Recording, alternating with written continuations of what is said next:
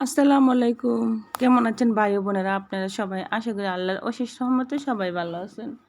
আর আলহামদুলিল্লাহ আপনাদের দোয়া এবং ভালোবাসায় আমি অনেক অনেক ভালো আছি।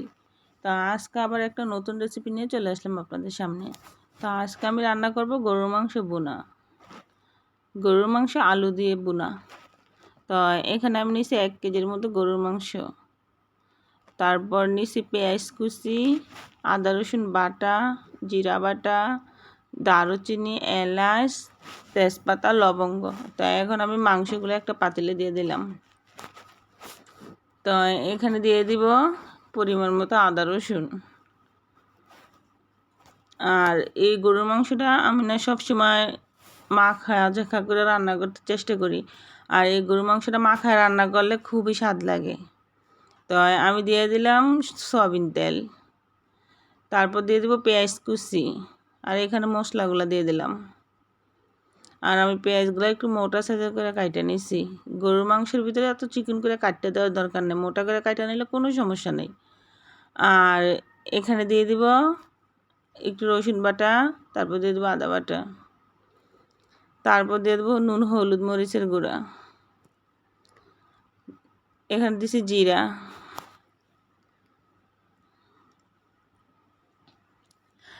আর এর মাংসটা যদি আপনারা এইভাবে রান্না করে খাইয়ে দেখেন, সত্যি অনেক মজা হয়। আর আমি সব সময় চেষ্টা করি সুন্দর সুন্দর রেসিপি আপনাদের সাথে শেয়ার করার জন্য। তো এখানে দিয়ে দিলাম লবণ, দিয়ে দিলাম লাল মরিচের গুঁড়া,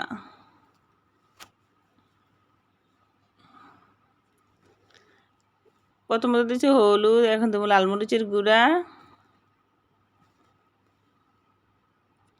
আর এখানে আমি মরিচ দিছি 1.5 চামচ, হলুদ দিছি 1.5 চামচ, লবণ দিছি 1.5 চামচ।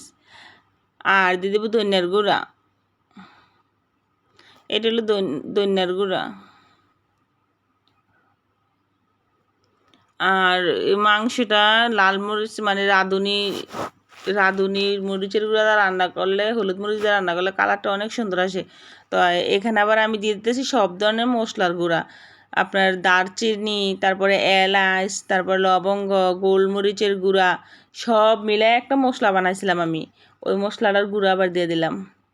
তো এখন সুন্দর করে আলিজালি করে মাখিয়ে নিতেছি। তো এখানে আবার আমার হাত ধোয়া একটু পানি দিব, বাস, আর কোনো পানি এখন দেব না।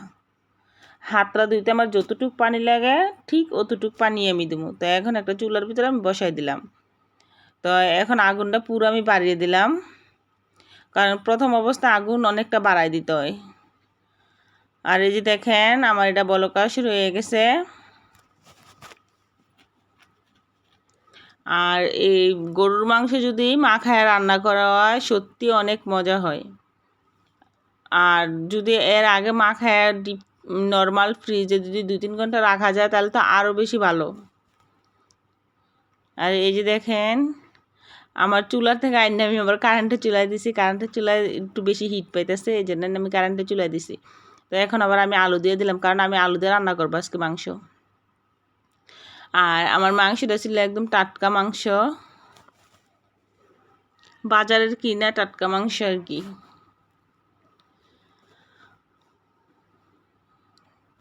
আমি এখন সুন্দর করে ঘুরিয়ে ঘুরিয়ে লাড়া দিয়ে দিতেছি। তারপর দিয়ে দেবো ঢাকনা। এখন আমার মাংসটা আধা সিদ্ধর মতো হয়ে গেছে। আধা সিদ্ধর মতো হয়ে গেছে দেখে আমি এই জন্য আলুটা দিয়ে দিচ্ছি।